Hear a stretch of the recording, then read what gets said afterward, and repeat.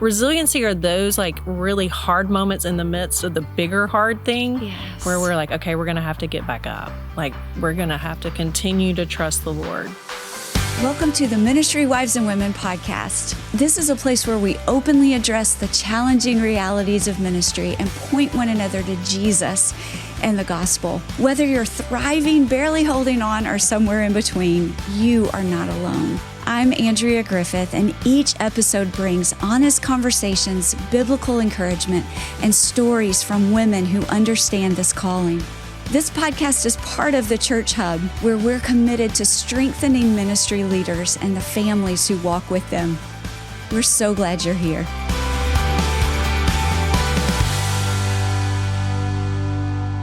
Welcome back to the Church Hub. I'm Andrea Griffith, and I'll be your host today. We have again with us Angela Davis, a good friend of mine and a colleague who speaks with Family Life. Angela is a counselor with a master's from RTS. She's a mom of 4 and the wife of Jim Davis, who's the pastor at Orlando Grace Church. So welcome back, Angela. Thanks, Andrea. It's great to be here. We're so happy to have you. So our last conversation, we were going deep. We were moving through what resilience looked like. And I started this podcast talking about resilience because I'm telling you, I need it so desperately. Yes. And I've seen that I don't stay resilient. It's like up and down for me. Yes. And so I was like, how do we do this? And I'm learning, even as I've been doing this podcast, that resilience isn't a goal. There are building blocks that enable us to be resilient. And do I have those building blocks in place? And we talked about last time the building block of community, of just how important that is. We probably can't say that enough. We talked about the building block of just being in the Word and hearing from the Lord every day. We talked about having friends or somebody, maybe a counselor even, that can help us see our false narrative and maybe how we need to question that a little bit and what the truth might be.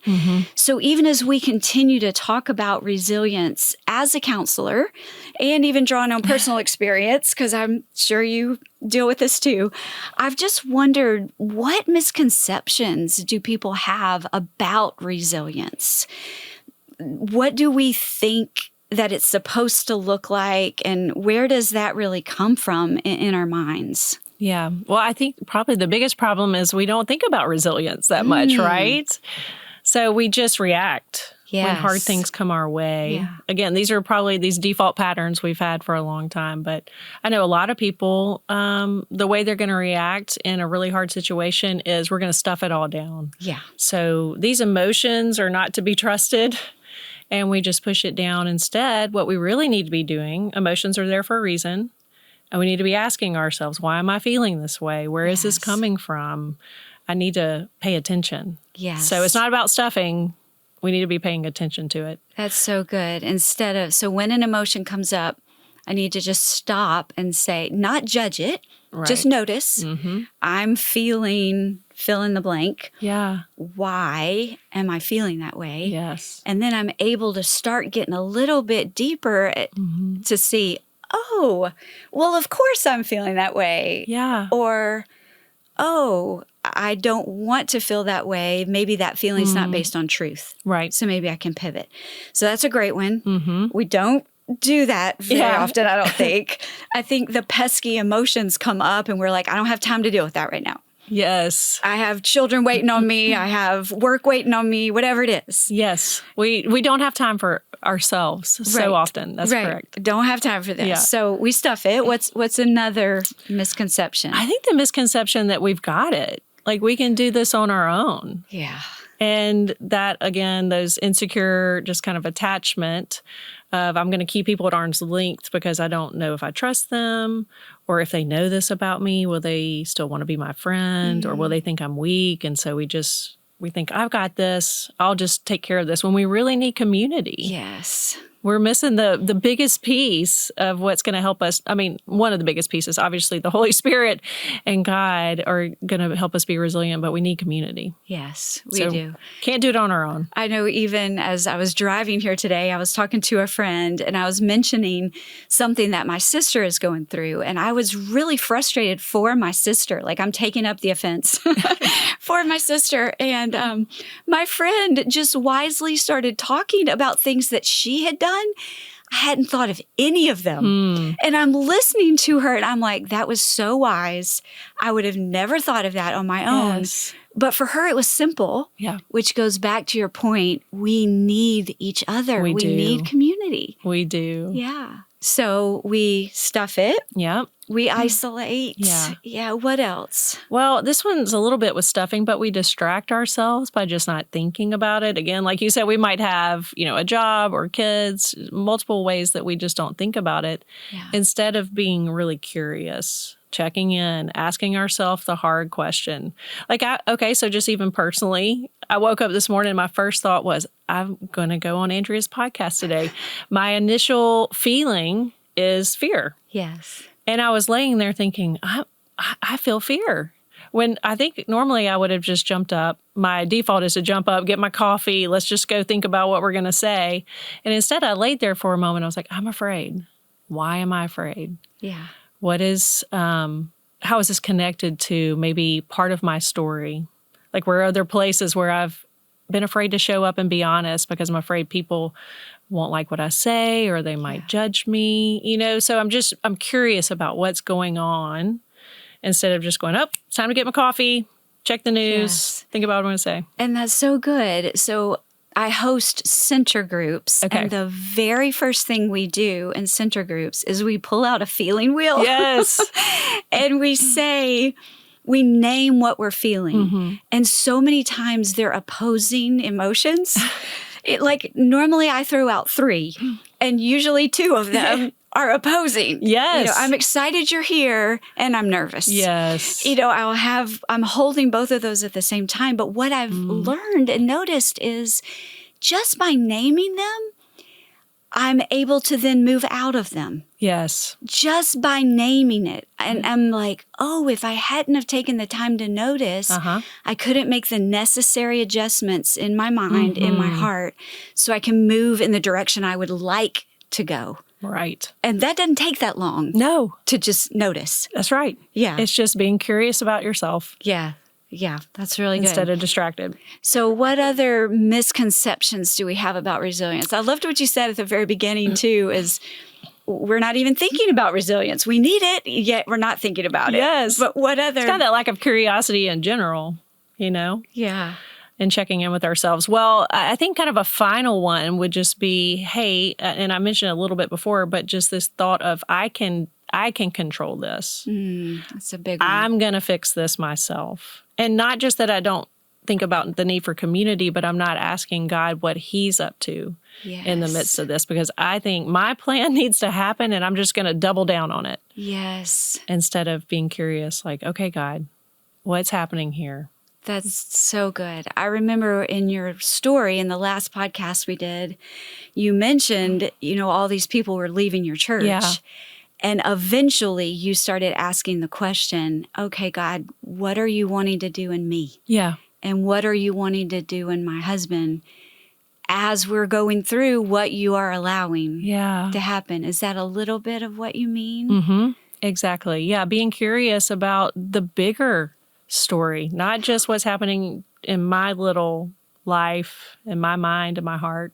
It's important, but there's a lot more going on that God's up to. So good. I love John Piper's quote that God is up to 10,000 things at once and we only see maybe 3. Yes. Yes. Yeah. And so you're watching the exodus of your church and yet God's like, but I got you. Yes. Because I'm doing something deeper. I'm doing something in you and I'm doing something in those people that you don't even know. Yeah. Yeah.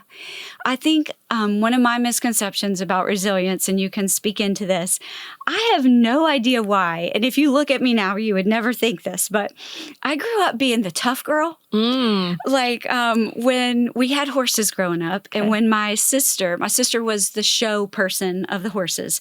And when my sister would get thrown off, I was the one who would get back on and ride it. Okay. I was the tomboy climbing the trees, like all the things. And I don't know why, but I really moved that over in my relationship with God. Like even thinking I can be tough and I can be tough in situations. I don't need God's love. I can't believe I used to think that. Yeah. But I would think I can pull myself up by my bootstraps and I'll be tough. I remember even at a lock-in when I was probably still in elementary school. We were in a gym, on a slick gym floor, and I was standing on my sleeping bag. Okay. And a boy came up behind me and he ripped the sleeping bag out from under my feet. Oh my goodness. And I literally, upended. My feet are up in the air. I land hard on that gym floor. Yeah. And all my friends were like aghast. They're, oh, what just happened? And I just picked myself up. I'm fine. And I remember thinking, Andrea, how much do you still do that today? Yeah. Like the kind of a fear of being weak. Yeah. Showing that weakness to others, a vulnerability there. And yet it's through the vulnerability that I'm healed. Yeah.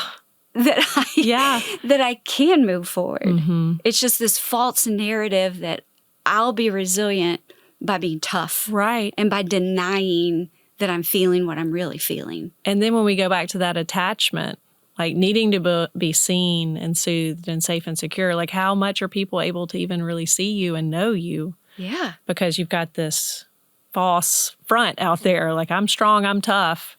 Yeah.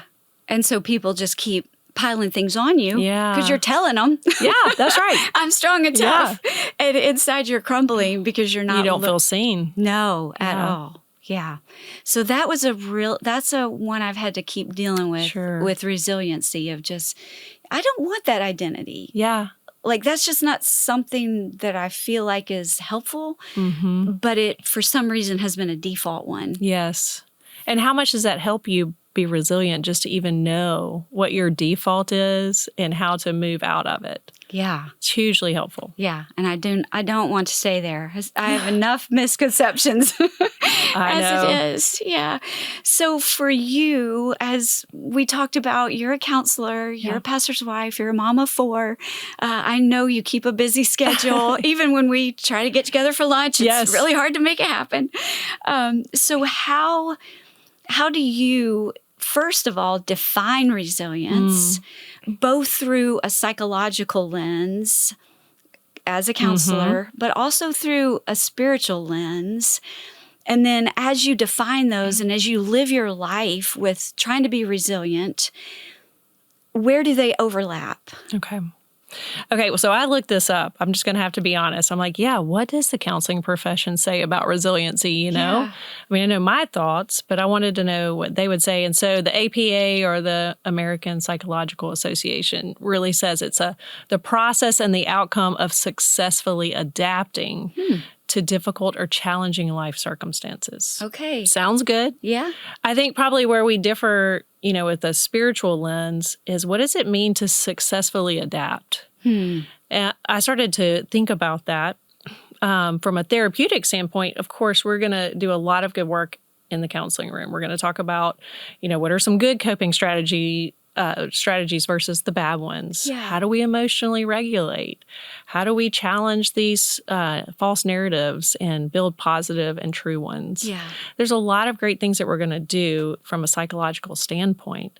But all those successful adaptations, that's the focus. Okay. And I think from a spiritual lens, we're like, but there's more. Oh, there's so much more. There's so much more than that. Yes. And really this summer, I've been reading this book by Curt Thompson. So it's called The Deepest Place. He is a psychiatrist. He's world-renowned, and he's a believer. Okay. And the title of his book, The Deepest Place, Suffering and the Formation of Hope. And really, I mean, I'm not in a place of suffering so much right now. Now, I've been in that place many times, but I'm holding out hope for people daily. Right. And I was wanting to understand what he had to say about this. And he really bases it on Romans 5, 3 through 5. We know that suffering produces perseverance. And perseverance, character, and character, hope. And he would say perseverance is really that bridge from suffering to hope. It's necessary. We have to have it. We can't get from one to the other without it.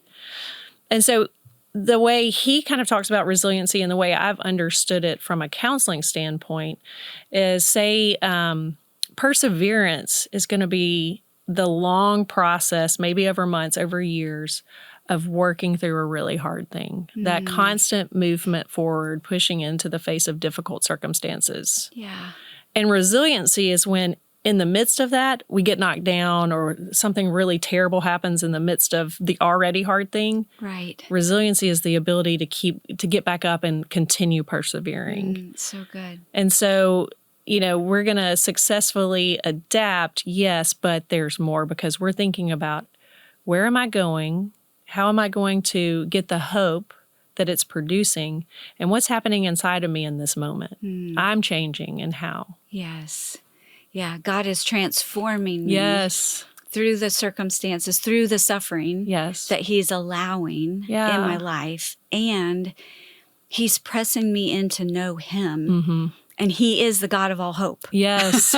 Yes. Where does hope come from? It all originates with God. He is the God of all hope and endurance. Yeah. And so he's allowing this circumstance to create perseverance in me. And all along the way, I'm going to get knocked down, so I'm going to need that resiliency as I'm persevering. I love how you said it could be months, it could be years.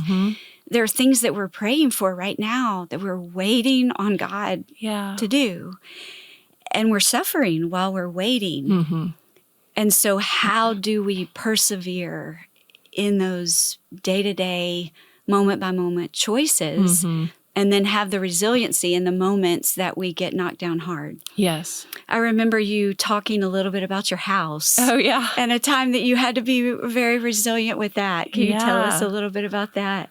Yeah, and honestly, this is kind of in the same season as the mass exodus from our church. So let's just say it was an intense season of suffering. They're layers. They come in layers. Multiple layers. Yeah. We've got to be the only people in America who sold a house and got sued for how the house was built, and we didn't build the house. Like, we just lived in it for 4 years at some point, and we sold it. Wow. But we got sued for how it was built incorrectly. Wow. So there is so much in this moment of anger, frustration, bitterness. Like, how is this even possible? This feels just beyond my comprehension. Doesn't make sense. Yeah. And of course, my default went into a really bad place. I'm like, can't be curious about what God's up to right now because this is insane. Right. It took me a while. Yeah. So the perseverance took a little bit. Yeah. You're like, the only category I have right now is this is insane. Yes. It does not make sense. Yes. I can't move to the next category of being curious. Yes. Yeah. So this process went on for about 2 years. So let's say in that 2-year process, this is the persevering of day in and day out. We are facing this hard thing and moving forward in the suffering. Yeah. The resiliency is the point where we get served papers. Like, I can still remember being outside with my kids in the front yard and I got served papers. That blew me away because we didn't know this was happening. Oh, wow. And I'm thinking, this is bizarre. Yeah. Then it continues on. We go to trial. We have to fly back and go to trial. I'm thinking, how is this still happening? Resiliency are those like really hard moments in the midst of the bigger hard thing where we're like, okay, we're going to have to get back up. Like, we're going to have to continue to trust the Lord. Yeah. We're going to have to, again, be curious about what God is doing in this moment. I've got to remember that in suffering, I'm also learning about how Jesus went through suffering. Like, I'm identifying with what he endured for me and how he knows me so well. Did he go through something that seemed insane? Yes. Yeah. He gets it. Has he been falsely accused? Yes. I mean, I'm identifying with Christ in his sufferings. Yes. And so the resiliency is getting back up in the moment to continue to persevere over the long haul. Yeah, that's so good. And I love how you brought in identifying with Jesus. That's one of my favorite things, because there's nothing that you are going to go through or I'm going to go through that Jesus hasn't already experienced. Yes. And lived victoriously in. Mm-hmm. I'm not always going to live victoriously. I'm going to do the default. Yes. And then learning, okay, this is my default. Yes, I just went back into it again. But I have an advocate, right, who also was tempted, and he never went into his default, ever. Mm-hmm. I know. So when I'm off here isolating or whatever I'm doing. Right. And then I can recognize it and say, but God, you're still there. Mm-hmm. You're with me while I'm way over here, Psalm 139. Yes. Where can I flee from your presence? There's nowhere. Nowhere. So if I'm over here isolating, you're still with me, God. You're still here. Yes. And you were faced with this temptation and you did it victoriously. Mm-hmm. And I am in you. Yes. And so, God, would you help me grab onto that in my identity so I can move out of whatever default I'm doing. Yes. Back to a healthy place so I can continue to persevere. Yes. So we've talked a little bit about this, and I think this is just one of your heart loves. But what role do community and belonging, feeling like you belong, feeling like you're seen, play in resilience, and particularly within faith communities, within our churches? Well, I mean, again, we need to be in community for those attachment purposes, first and foremost. Like, we need people who help us feel seen, who emotionally are there for us, who are going to make us feel safe and secure. Yeah. And those people showing up day in and day out, that creates trust. That creates hope. That creates the ability to keep moving forward. I think Thompson says this, one of the worst things we can do in suffering is isolate. Yeah. Because then we just sit with that false narrative and we will end up in a pretty bad place, usually depressed or bitter. We have to have community, speaking truth, asking the hard questions, empathizing, being the support. Sometimes I just need my friends to hold out hope when I can't. Yes. And that's why they're so important. Yeah.